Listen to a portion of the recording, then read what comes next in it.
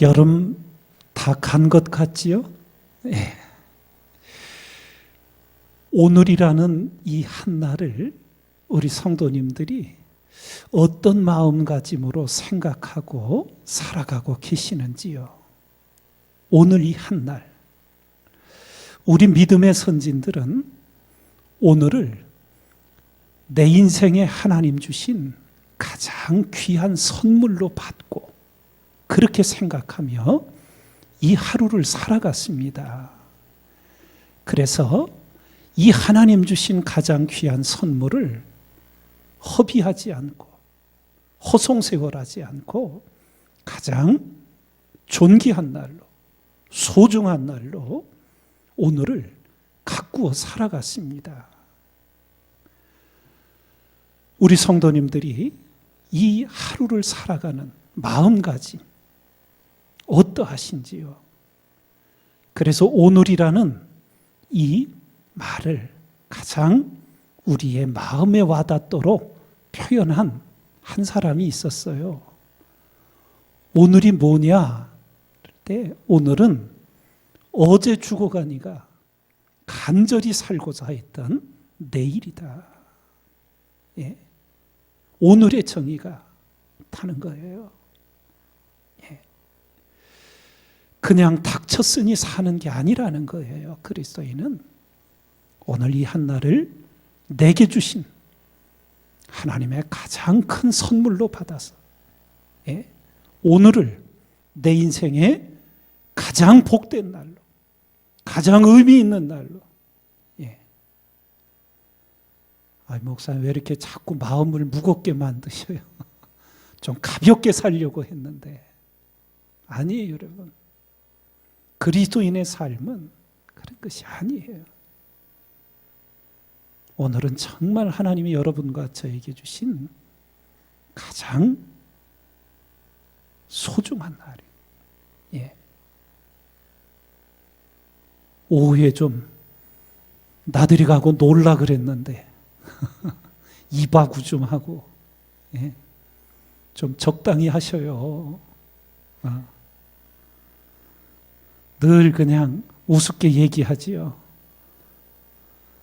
전화 2-3시간 하고는 자세한 얘기는 나중에 또 만나서 하자. 남자들은 뒤로 쓰러지는 거예요.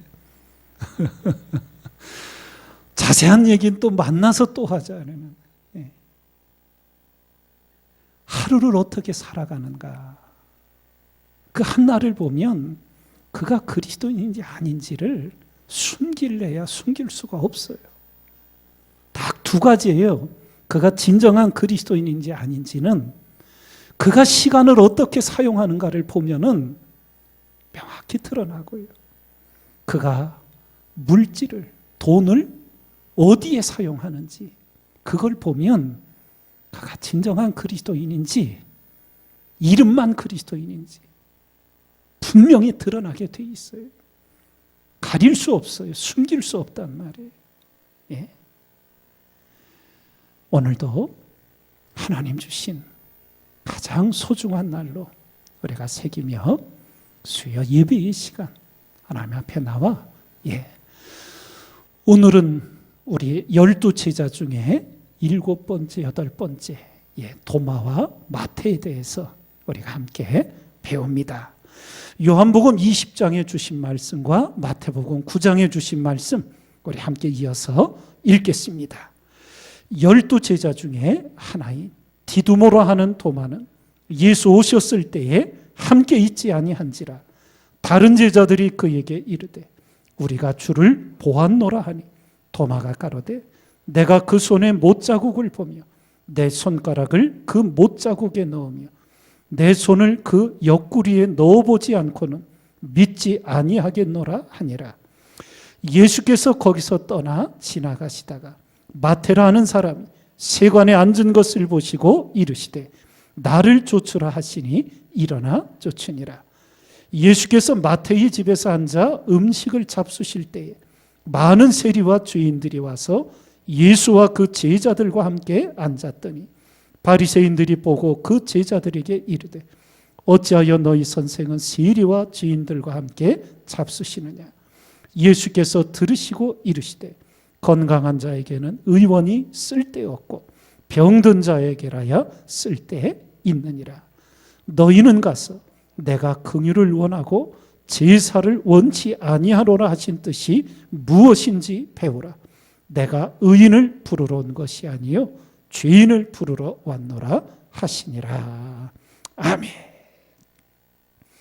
먼저 저희들이 도마에 대해서 살펴보는데, 그 주님의 제자 도마를 생각하면 뭐가 제일 떠오르십니까?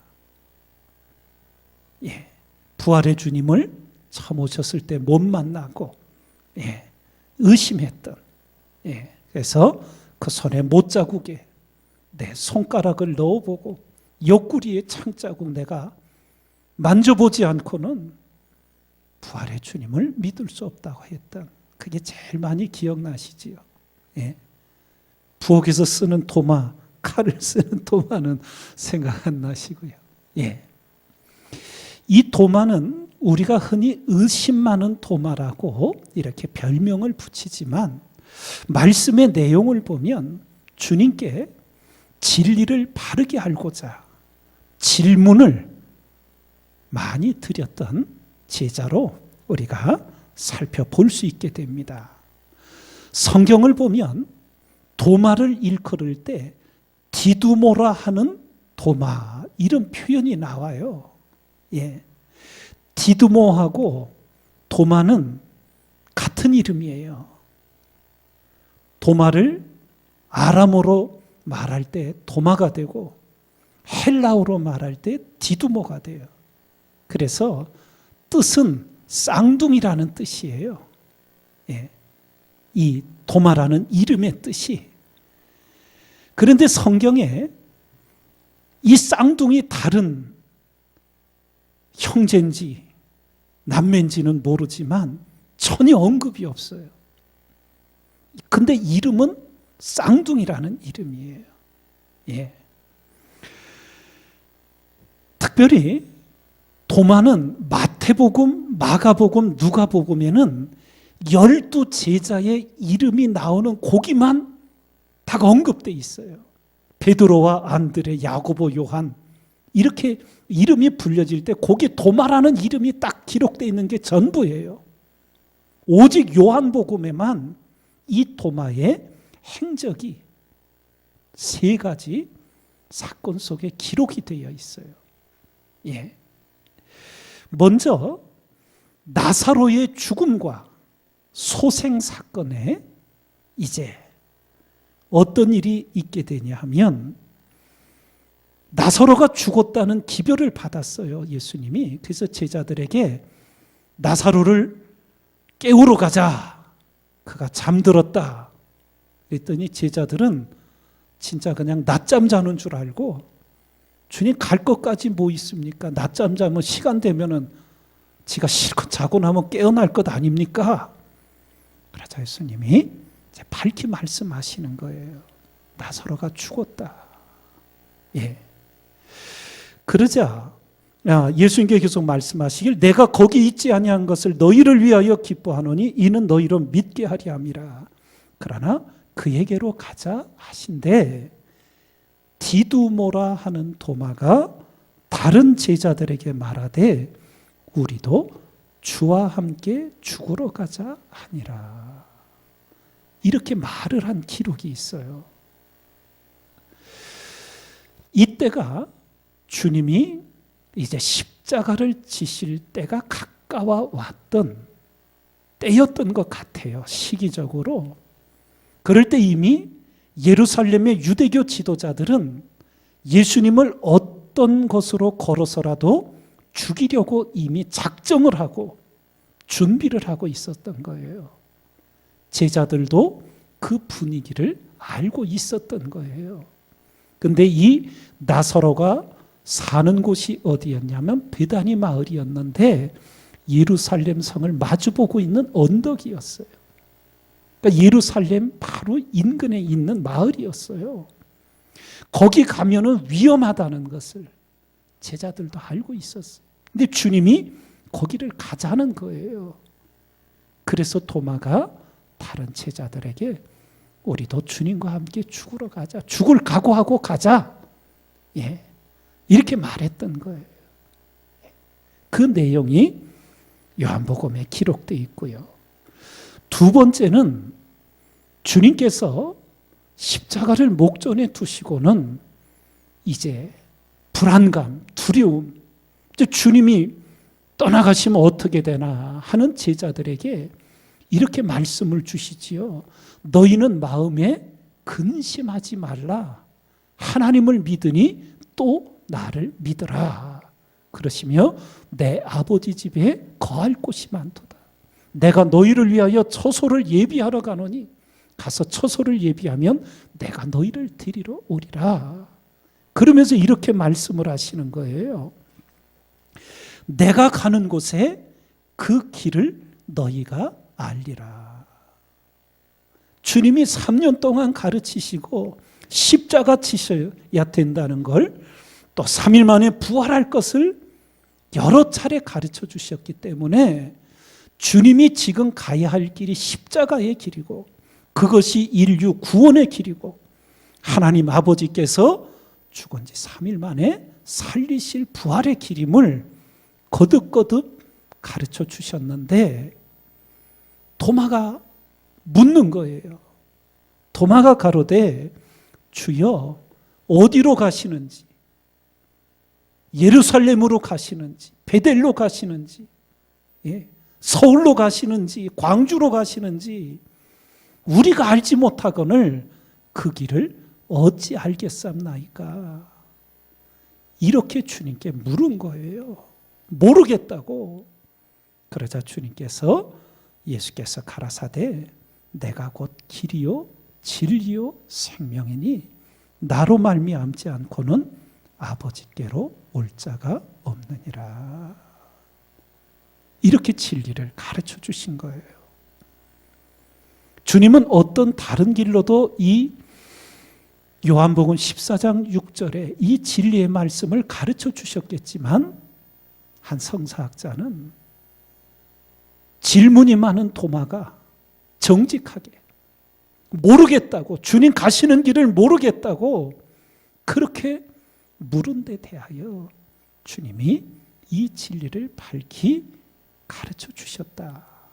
우리는 도마에게 빚을 졌다. 예.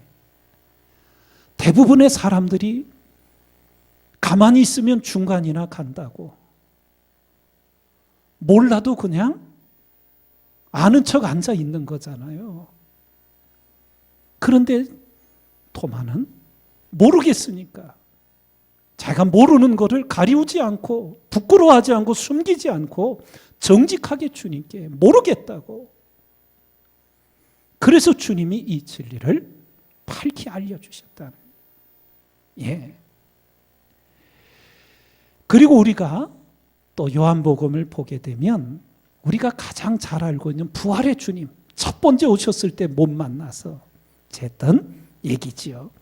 다른 제자들이 그에게 이르되 우리가 주를 보았노라 하니 도마가 가로되 내가 그 손에 못자국을 보며 내 손가락을 그 못자국에 넣으며 내 손을 그 옆구리에 넣어보지 않고는 믿지 아니하겠노라 하니라. 부활의 주님을 또다시 명확하게 확인을 해야 되겠다는, 믿을 수 없는, 믿어지지 않는 그 부활을 분명히 알아야 되겠다고 하는 도마의 모습을 보아요. 우리는 이미 결과를 다 알고 있기 때문에 그렇지만 사실 다른 제자들도 부활의 주님을 믿을 수가 없었잖아요. 예. 도마가 참 정직하고 진지하게 믿고자 한 그것을 우리가 배워야 한다는 거예요. 그래서 우리가 도마를 통해서 이 믿음에 대해, 신앙에 대해, 진리에 대해 모르는 것은 모른다고, 그리고 알고자 하는 그 열심을 여러분과 저는 주님 앞에 품어야 돼요. 신앙에 있어 질문의 중요성을 인식해야 돼요. 배워야 돼요. 우리가 신구약 성경을 읽어가다 보면 하나님이 우리에게 질문하신 게 생각보다 많아요. 하나님도 우리에게 질문을 하셔요. 내가 어디 있느냐? 에덴 동산에 선악과 먹은 아담에게 물으시잖아요. 내가 어디 있느냐? 우리 지난 주일날 예레미야 선지자 내가 무엇을 보느냐? 하나님 물으시잖아요. 또 제자들에게 사람들이 인자를 누구로 하느냐?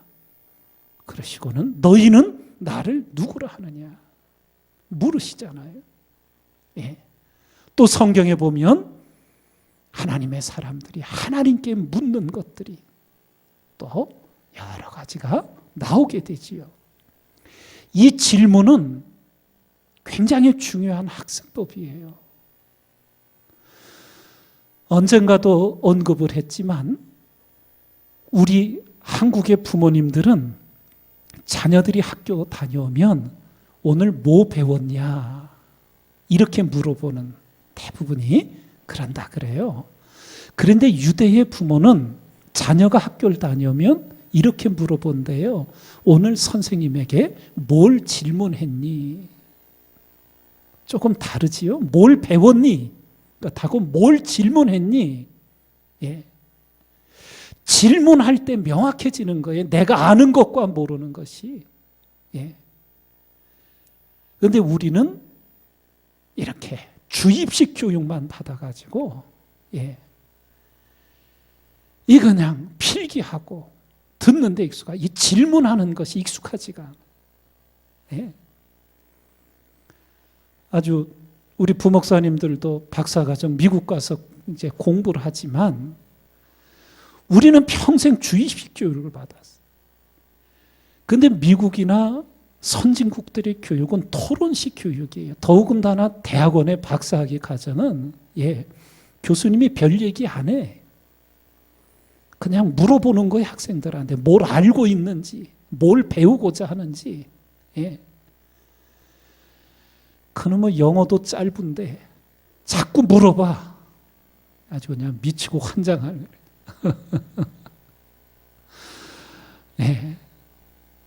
그런데 이 질문하는 거.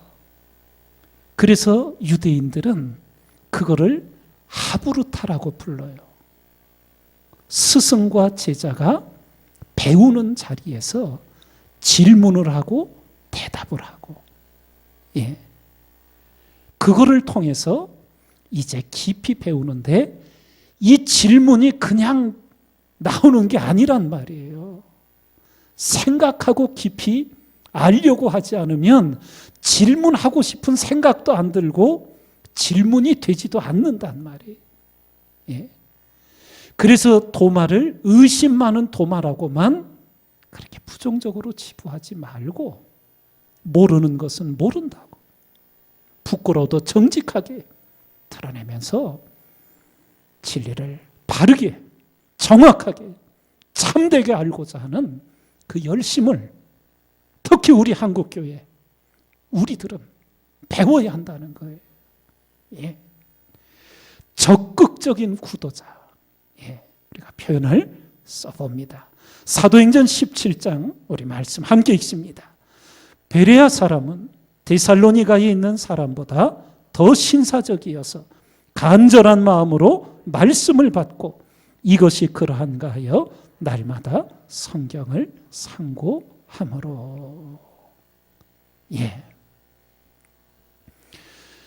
성경을 상고한다는 것은 뭘까요?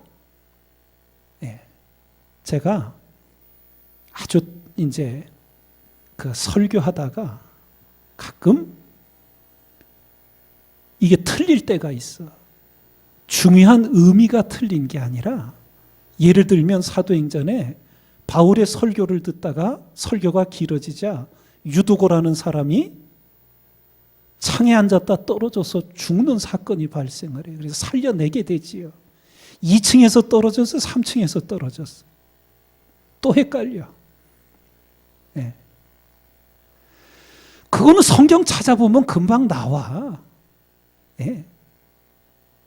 무슨 바벨론에 왕이 느부갓네살인지 니부갓네살인지는 찾아보면 금방 나와. 그거는 성경을 상고하는 게 아니에요. 틀리고 뭐 그런 게 아니에요.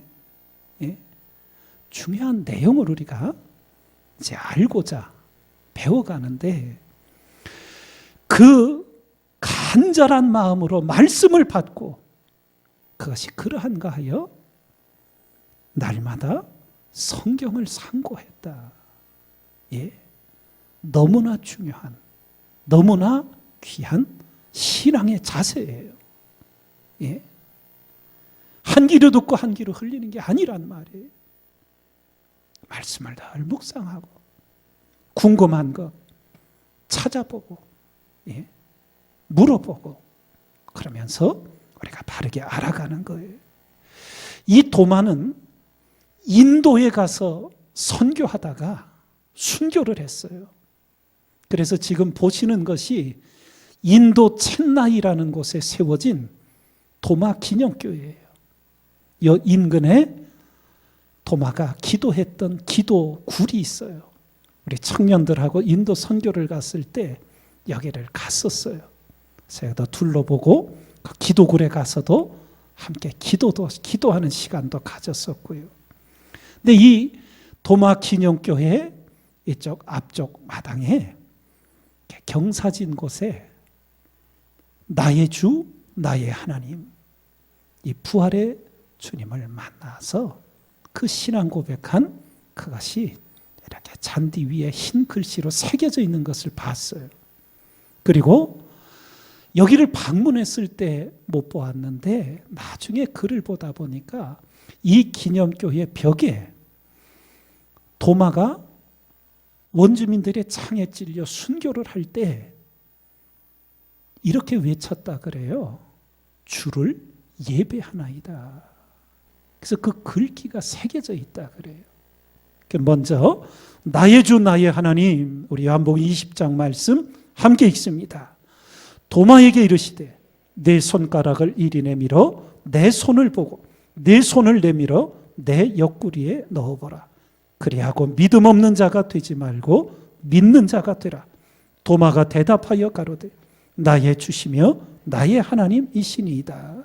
예수께서 가라사대 너는 나를 본고로 믿느냐. 보지 못하고 믿는 자들은 복되도다 하시니라. 예. 도마와 관계된 말씀. 이제 이어서 마태를 살펴봅니다. 완전히 변화된 제자 마태. 예수님을 만나기 전 마태가 무슨 일을 했습니까? 세리였지요. 대부분의 다른 제자들은 어부였고, 예. 이 마태는 좀 특별한 직업을 가지고 있었는데 그 당시 세리는 한마디로 매국노였어요. 로마의 정권의 힘을 얻고는 동족의 등을 착취하는, 예. 그래서 죄인의 대명사 세리와 창기였어요. 예. 유대인들이 생각하는 죄인의 대표적인 사람들이 세리와 창기였어요. 우리가 지난주 광복절을 지냈습니다마는 일제강점기로 치면 친일파, 예. 그 유대 민족이 어떤 감정을 가졌을지를 알겠지요. 저도 여기까지는 자세히 몰랐는데 이 세리와 창기들은 유대인 회당에 출입이 금지됐대요. 요즘 말로 하면 예배드리러 못 갔다는 거예요. 성전에, 교회에. 예. 세리와 창기. 그들은 아주 그 사회에서 내놓은 죄인들, 완전히 경멸하고 배척했다는 거예요. 이것이 바로 마태가 처한 현실이었어요. 돈은 벌어서 잘 먹고 잘 사는데 동족에게 매국노, 죄인 취급당하는, 경멸당하는, 예. 그 마태를 주님께서 부르시는데 주님의 부르심에 마태가 즉각적으로 따라 나서요. 예. 이게 쉬운 일이었을까요? 쉽지 않은 일이었을까요? 우리의 현실을 보면 이게 결코 쉽지 않았던 것을 생각하죠. 그래서 성사학자들은 이렇게 생각을 해요. 세리 마태가 주님을 만나기 전 그 생활을 해오면서 많은 번민과 깊은 고뇌 가운데 있었을 것이다. 예? 내가 살자고 이 일을 하지만 일이 떳떳하지도 않은 일이요. 동족에게 이렇게 경멸당한. 그래서 그런 숱한 고뇌 속에서 주님이 부르시자 즉각적으로 응답하게 되지 않았나. 그렇게 보게 됩니다. 누가복음 5장에 있는 말씀 함께 읽습니다. 그 후에 나가사 레위라는 세리가 세관에 앉은 것을 보시고 나를 쫓으라 하시니 저가 모든 것을 버리고 일어나 쫓으니라. 모든 것을 버리고. 예. 그리고 특이한 게 주님을 쫓자 마태가 주님을 자기 집에 모셔서 잔치를 베풀어요. 근데 그 자리에 세리와 다른 죄인들이 함께 와서 식사를 해요. 전에도 말씀드렸지요. 유대인들은 아무하고나 식사 안 한다고요. 유대인이 누군가 식사를 하면 내가 그 사람과 같은 부류라는 것을 인정한다는 뜻이래요. 예를 들어 내가 세리와 식사를 같이 하고 있으면 다른 유대인들에게 나는 세리와 같은 사람임을 인정한다는 뜻이래요. 그러니까 아무하고나 식사를 하는 것이 아니었던 거예요. 근데 주님이 그 세리 마태의 집에 들어가서 식사를 하는 것은 나는 세리와 같다. 예. 그런 의미였던 거예요. 그래서 성경을 보면 예수께서 마태의 집에서 앉아 음식을 잡수실 때 많은 세리와 죄인들이 와서 예수와 그 제자들과 함께 앉았더니 그 잔치가 벌어지자 주님을 어떻게 하든지 올무에 걸려서 죽이려고 하는 바리새인들이 제자들에게 또 비난하는 거예요. 너희 선생은 어찌 저 세리와 죄인들과 함께 먹고 마시느냐고. 주님께서 그걸 아시고는 말씀하지요. 내가 의인을 부르러 온 것이 아니요 죄인을 부르러 왔다. 놀라운 구원의 말씀이 이 마태 집에서 선포되게 돼요. 특별히 우리가 마태를 통해서 기억할 것은 마태의 가장 위대한 사역은 신약 성경의 첫 번째 복음서인 마태복음을 우리에게 기록으로 남겨준 거예요. 이 마태복음은 유대인을 위한 복음서라는 별명이 붙어 있어요. 우리도 족보 굉장히 중요하게 여기잖아요. 유대인들도 족보를 굉장히 중요하게 여기거든요. 그래서 마태는 유대인들에게 복음이 어떻게 구약부터 이루어져 왔는지 아브라함과 다윗의 자손 예수 그리스도의 세계라 이렇게 시작하며 메시아 족보로 마태복음을 시작하잖아요. 예. 돈을 움켜쥐던 손을 하나님이 변화시켜 구원의 복음을 기록하게 하신 거예요. 자기를 경멸하고 죄인으로 취급한 유대 동족들에게 마태는 가장 먼저 복음을 전하고 싶었던 거예요. 마치 우리 요한복음에서 사마리아 수가성 우물가 여인, 남편을 5번이나 바꾸며 살아야 했던 불행했던 여인.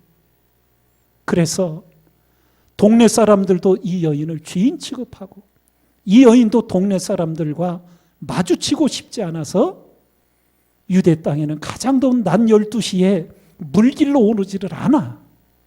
가장 뜨거운 때니까.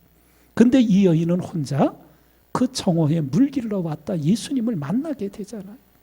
그리고 그분이 그리스도인 것을 알게 되자 자기를 경멸하고 배척했던 마을에 들어가 마을 사람들에게 와보라. 나의 행한 일을 모든 것을 이분이 말했다. 이분이 그리스도가 아니냐. 그렇게 증거해서 마을 사람들이 예수님께로 나오게 돼요. 우리 함께 말씀이 있습니다. 여자가 물동이를 버려두고 동네에 들어가서 사람들에게 이르되 나의 행한 모든 일을 내게 말한 사람을 와보라. 이는 그리스도가 아니냐 하니 저희가 동네에서 나와 예수께로 오더라.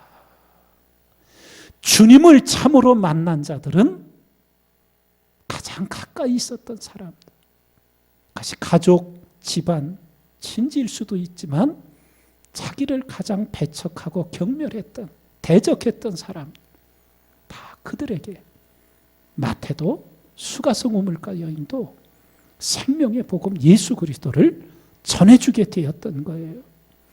여기서 우리는 마태의 전인적인 변화를 새깁니다. 이 마태는 부활의 주님을 만나고 주님 승천하신 이후에 주로 유대 지역에서 선교를 했다 그래요. 여러분 같으면 어떻게 했어요? 소문 다 나 있을 거 아니에요. 저 마태 제 세리질 했던 매국노야. 세상 사람들은 그렇게 손가락질 할 거 아니에요. 그러면 차라리 마태가 나의 이전 과거를 잘 모르는 이방 지역에 가서 도마처럼 인도를 가든지 뭐 이렇게 해서 하고 싶었을 텐데, 마태는 유대 땅을 떠나지 않고 유대에서 예수님의 복음을 가장 많이 전했다 그래요. 그러다가 말년에 에티오피아에 가서 잠시 선교하고 유대 땅으로 돌아오던 길에 그 에티오피아에서 창을 맞아서 순교를 했다고 알려지고 있어요. 예. 여기서 우리가 한 가지 좀 깊이 새기고자 합니다. 도둑이 도둑질을 그만뒀어. 완전한 변화예요. 우리 사람의 기준으로는 큰 변화지요. 근데 성경이 볼 때는 아직 덜 변한 거예요. 불완전한 변화예요. 도둑이 도둑질을 그만뒀어. 우리 사람의 기준은 큰 변화라고 보지만 성경은 그렇게 안 보는 거예요. 어떻게 해야 완전한 변화가 오느냐? 도둑질하던 그 손으로 땀 흘려 수고해서 자기보다 어려운 사람들을 도와주고 구제하게 될 때 성경은 그것을 일컬어 진정한 변화라고, 새로운 피조물이 됐다고 말씀하는 거예요. 예? 여러분과 제가 죄로 눈이 어두워 구원에 멀어져 있다가 주님의 은혜로 주님을 만났어. 그리스도인이 됐어. 완전한 변화예요? 불완전한 변화예요? 예? 그냥 제자리에 온 거야. 잃어버렸던 자리에 왔어. 거기서 우리는 주님이 우리를 구원해 주신 자리로 가야 하는 거예요. 그게 진정한 변화예요. 여리고의 세리장이었던 삭개오, 마태와 비슷한 인생길. 주님을 영접하고는 자기 재산의 절반을 내놓겠다고, 누구 것을 토색한 일 있으면 4배나 갚겠다. 주님도 인정하시지요. 삭개오가 그냥 감정에 욱해서 하는 말이 아니라 그 마음의 변화가 온 것을 알고 오늘 이 집에 구원이 임하였다고 그렇게 인정하시고 칭찬하시고 축복하시잖아요. 그것이 진정한 변화예요. 여러분과 제가 하나님의 자녀가, 원래 하나님 자녀였어요. 죄 때문에 그 자리를 잃어버렸던 거지. 하나님 자녀의 자리에 앉았어요. 그것으로는 충분치 않다는 거예요. 우리를 다시 회복해 주신 하나님 앞에 우리가 어떤 인생을 살아가야 하는지 그것을 일깨워서 마태처럼 전인적인 변화를 이루어가는 여러분과 저의 신앙이 되어야 될 줄 믿습니다. 우리가 함께 느끼고 또 함께 기도하듯 지금 2021년 우리 한국교회의 신앙이 일제강점기 6.25 동란에 황폐화됐던 그때 우리 믿음의 선진들의 신앙생활에 비교하면 너무나 안일해지고 너무나 나태해지고 너무나 좀 표현하자면 이기적이 돼버린 이 시대 가운데 우리가 함께 있습니다. 경성하고 스스로 일깨어서 그리스도 안에 진정한 변화, 새로운 피조물이 된 구원의 백성으로 오늘 우리가 회복되어 살아가는 은혜가 충만한 우리 모두가 되길 주님의 이름으로 축원드립니다.